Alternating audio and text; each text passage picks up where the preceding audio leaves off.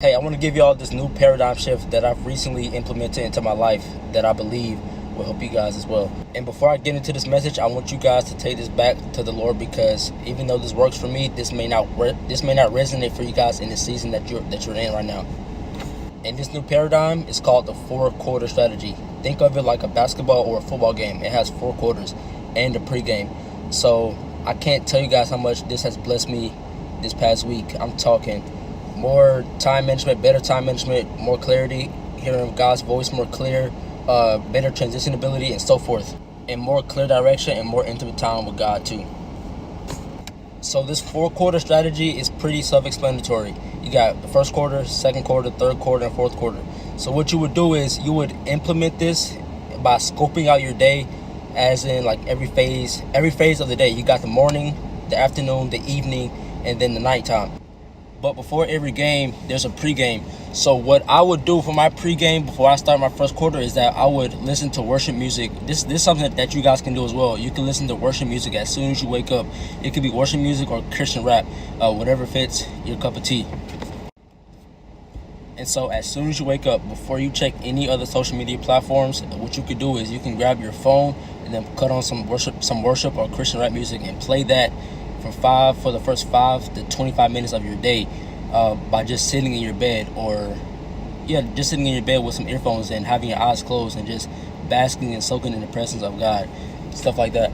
And y'all know this works for the athletes as well, because they listen to music every pregame before they get started. They listen to music too, so why can't you? Because what that will do is it will shape your mind to be kingdom focused, so that you will be more gung-ho. So that will then help you become more clear and focused, laser focused on the things that you have to do for that specific day. And also, not to mention, this pregame will also help you want to go to war. It'll pump you up, put you in that right state of mind. And also it'll help put Psalms 118:24 into fruition, where you're gonna feel so much joy, you're gonna feel so ready to go on a daily basis. Alright, my time is running out, so I'm gonna have to create a part 2. And also, even more things that you can do during your pregame is that you can go ahead and lay out the blueprint, the task. But first, go into prayer and have God download stuff into your memory, because that's how He talks to us. He talks to us through our thoughts, where He gives us new ideas and stuff to do. So during your pregame, you could lay out the blueprint of the tasks you have to do, that you want to complete in each quarter. For each quarter, you can start small, and the way you can start small is by shooting for one task that you want to complete in each quarter. Just one task. Start small, and then baby steps. They count.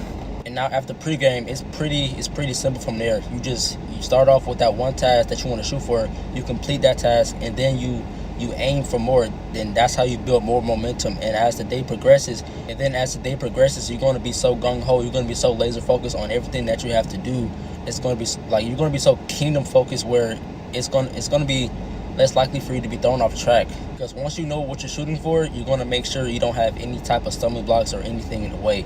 This, as y'all are implementing this strategy into y'all day-to-day life, it's going to come with sometimes where you might feel lazy or weary. And so something I've done to combat this is that I would set apart 30-minute intervals. First, I would do a 30-minute intercession session the first part of the day, and then later on that same day, I would do a 30-minute gratitude session. And what you guys can do in that moment is that you can just sit in the Lord's presence and allow him to. And now you can allow the Lord to refill you, rejuvenate you, since you're running on E. You're tired and weary. So bask in His presence for a 30-minute session earlier in the day, and then another 30-minute session later on in that day. And He's gonna refill you to help you endure and persevere throughout the day.